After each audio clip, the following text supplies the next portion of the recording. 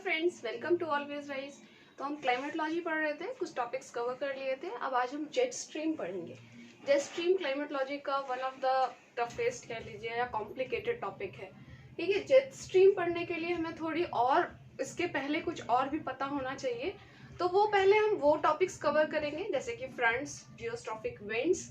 ठीक है, तो ये सारे ही टॉपिक्स बहुत ज़्यादा इंपॉर्टेंट है, क्योंकि आप जब टेम्परेट साइक्लोन और ट्रॉपिकल साइक्लोन्स पढ़ेंगे तब भी उसमें ये जो है ये कॉन्सेप्ट्स आपको काम आएंगे। ठीक है, तो आप इस वीडियो को लास्ट तक देखिए क्योंकि आपको ये बहुत ज़्यादा बेनिफिट करने वाला है। ठीक, तो चलिए हम स्टार्ट करते हैं सबसे पहले फ्रंट्स से। फ्रंट्स क्या होते हैं? फ्रंट्स क्या होते हैं? जैसे कि एयर मास में हमने आपको बताया था कि एयर मासेस क्या होते हैं। वो एक मासेस ऑफ एयर है जो कि होमोजेनस है। ठीक है, तो उनमें कॉन्ट्रास्ट टेम्परेचर या ह्यूमिडिटी कॉन्ट्रास्ट कम होता है। लेकिन जब दो एयर मास पास में आते हैं, ठीक है, तब वो एक बाउंड्री क्रिएट करते हैं। क्योंकि अब एयर मासेस हैं तो वो जल्दी से एक दूसरे के कैरेक्टरिस्टिक्स नहीं एक दूसरे में ले पाते हैं। तो क्या होता है कि दो एयर मासेस अगर आके टकराएंगे तो दो एयर मासेस जब टकराएंगे तब उनके टेम्परेचर डिफरेंस होने में या टेम्परेचर सेम होने में थोड़ा टाइम लगेगा। तो वो कुछ टाइम तक वो एक बाउंड्री क्रिएट करके रखते हैं। उसी बाउंड्री को हम फ्रंट्स कहते हैं। ठीक है, अब ये फ्रंट्स कितने टाइप के होते हैं? ये 4 टाइप्स के फ्रंट्स होते हैं। Warm front, cold front, stationary front and occluded fronts. अब हम इसको एक एक करके देख लेते हैं कि क्या होता है। वार्म फ्रंट्स का मतलब होता है कि जो उसमें एक्टिव लेयर है, मतलब कि जो अब मान लीजिए कि दो फ्रंट्स आके मिले, जरूरी नहीं है कि वार्म और कोल्ड ही आके टकराएं, ये भी हो सकता है कि वार्म और वार्म फ्रंट्स भी आके टकराएं। ठीक है, तो क्या होगा कि दो एयर मासेस में अगर कोई एक ज्यादा एक्टिव है, ज्यादा डोमिनेंट है, तो उसके नाम पर हम फ्रंट्स को रखते हैं। ठीक है, तो इसमें क्या होता है कि एक जो लेयर है या एक जो एयर मास है वो ज्यादा एक्टिव है और वो वार्म है इन कंपैरिजन टू अदर।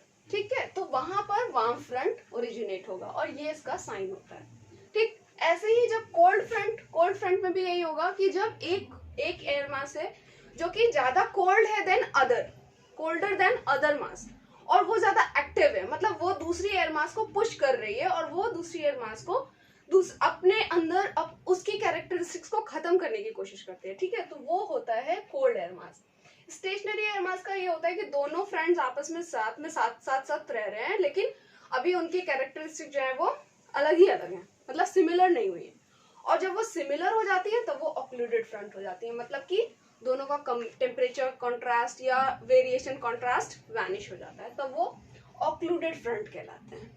ठीक है, जनरली फ्रंट्स के ही पास में ज्यादातर आपके फेनोमेनास, वेदर फेनोमेनास क्रिएट होते हैं, जैसे कि थंडरस्टॉर्म, रेनफॉल। ठीक है, तो ये सारी चीजें आपके फ्रंट्स के पास में होते हैं और उनको हम फ्रंटल रेनफॉल कहते हैं उस टाइम पे। ठीक, जो फ्रंट्स जब ओरिजिनेट होता है या फ्रंट्स का जो जेनेसिस होता है उसका नाम है फ्रंटोजेनेसिस। ठीक है, ओरिजिन ऑफ फ्रंट्स। और फ्रंट्स जब डिसिपेट होते हैं, मतलब खत्म हो जाते हैं, उस प्रोसेस को हम कहते हैं फ्रंटोलिसिस। ठीक है, तो फ्रंटोजेनेसिस से लेके फ्रंटोलिसिस तक में ये आपका एक प्रोसेस चलता रहता है, इसको हम कहते हैं फ्रंटोलिसिस। तो ये वर्ड्स भी आपको पता होने चाहिए। ठीक, this is about the fronts, but ये एक्चुअली में बहुत ज्यादा एलाबोरेटिव नहीं है। अगर आपको लगता है कि इसका एलाबोरेशन होना चाहिए और इस पे एक अलग वीडियो होना चाहिए तो do comment, I will make it. ठीक, ये इसलिए पढ़ाया क्योंकि इसका मेजर रोल है जेट स्ट्रीम फॉर्मेशन। ठीक, तो अब हम आते हैं जेट स्ट्रीम पे। तो जेट स्ट्रीम में एक एक चीज करके हम देखेंगे। जैसे कि सबसे पहले तो upper tropospheric wind. Jet stream क्या होती हैं? Upper tropospheric winds. इसका क्या मतलब होता है?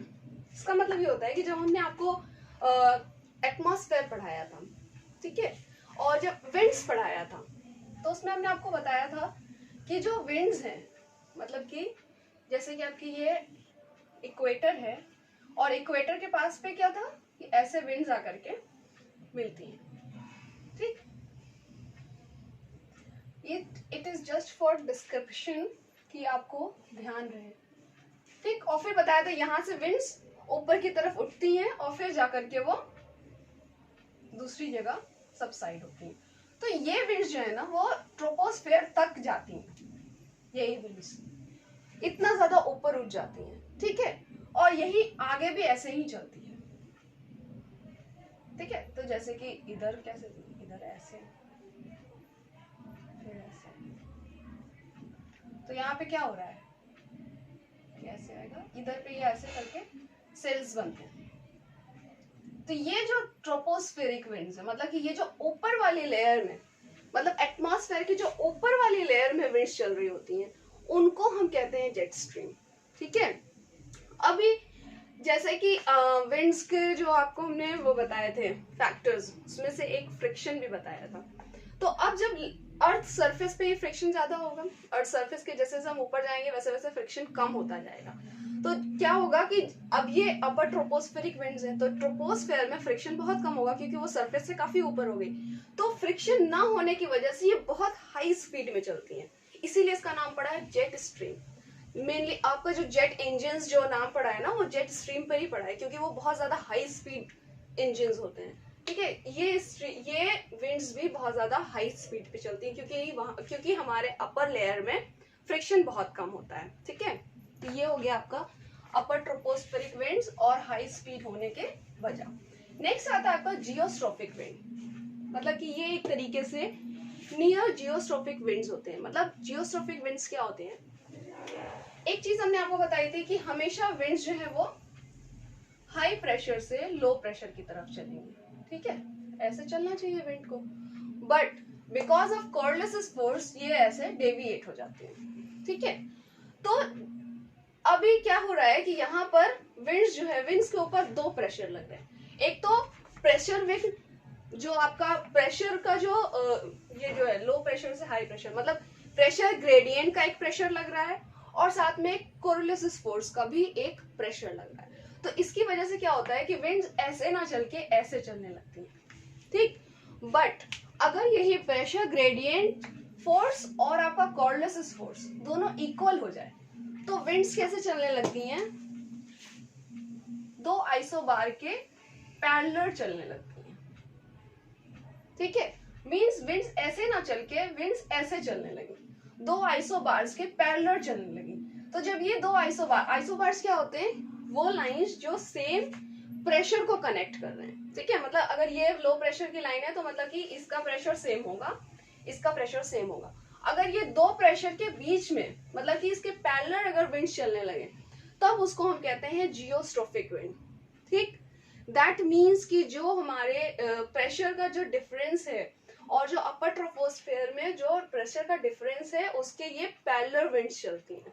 ठीक है, ये हो गया आपका जियोस्ट्रोफिक विंड्स क्या होते हैं। ठीक, नेक्स्ट क्या होता है कि ये जनरली जो आपका जेट स्ट्रीम है वो क्या होता है कि पोलर फ्रंट्स फॉर्म होता है। मतलब कि ये बताया हमने आपको, ये पोल है, ये हाई प्रेशर है और यहाँ पर ये, तो यहाँ से ऐसे विंड्स चलेगी, तो यहाँ पे ये एक पोलर फ्रंट फॉर्म करती है। ठीक, क्योंकि ये क्या फ्रंट मतलब क्या कि दो एयर मास मिल रहे हैं, मतलब यहाँ पे दो विंड्स एक तरीके से मिल रहे हैं, दो अलग अलग विंड्स। ठीक है, यहाँ पे कॉन्ट्रास्ट है। ठीक, तो ये एक पोलर फ्रंट फॉर्म करते हैं और यही पोलर फ्रंट के पास ये स्टार्ट होता है चलना।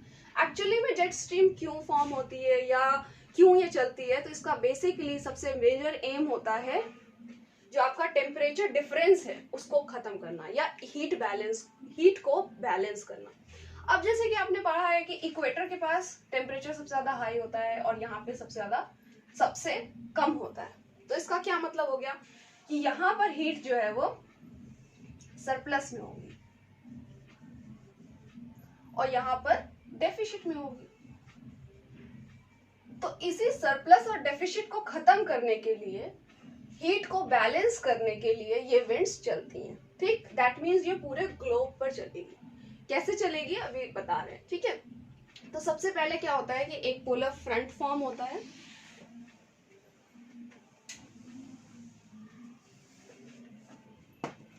और पोलर फ्रंट फॉर्म होता है ऐसे करके, इधर से ये कोल्ड विंड्स है, इधर से ये हॉट विंड्स है या वार्म विंड्स है।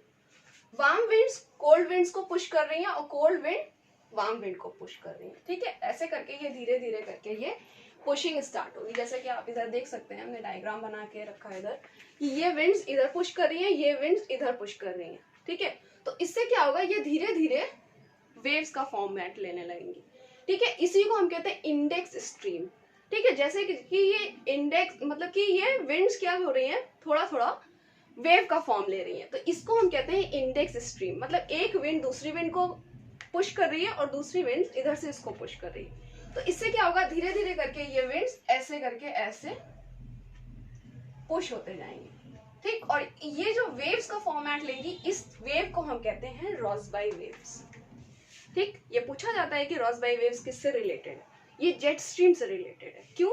क्योंकि ये विंड्स क्या कर रही हैं, एक दूसरे को पुश कर रही हैं और ऐसे करके हीट बैलेंस हो रहा है। आप देख सकते हैं कि वार्म जो है विंड्स ऊपर जा रही है और कोल्ड विंड धीरे धीरे करके नीचे आ रही है। तो इससे क्या होगा, धीरे धीरे पूरे ग्लोब पर आपका हीट बैलेंस हो जाएगा।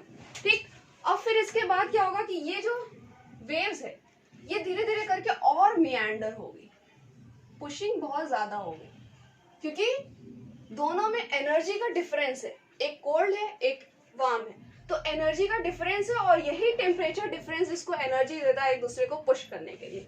ठीक, तो धीरे धीरे करके यहाँ क्या हो गया, ये पूरा आपका एक पूरा मियांडरिंग बहुत ज्यादा होने लगी और बहुत धीरे धीरे करके एक्सट्रीम मियांडर्स हो गए। इसी को हम कहते हैं, अब जब एक्सट्रीम मियांडर्स हो गए तो ये धीरे धीरे खत्म हो जाएगा, डिसिपेट हो जाएगा और यहाँ पर दूसरा फ्रंट फिर से फॉर्म हो जाएगा और फिर से यहाँ पर पोलर फ्रंट फॉर्म हो जाएगा। ठीक, इसको हम कहते हैं, ये पूरे साइकिल को हम कहते हैं इंडेक्स साइकिल। मतलब कि पोलर फ्रंट फॉर्म हुआ, फिर इंडेक्स स्ट्रीम, धीरे से वेव्स बनी, फिर वो रोसबाई वेव्स हुई, फिर मियांडरिंग हुई और फिर वो डिसिपेट हो गई, खत्म हो गई। इसको हम कहते हैं इंडेक्स साइकिल।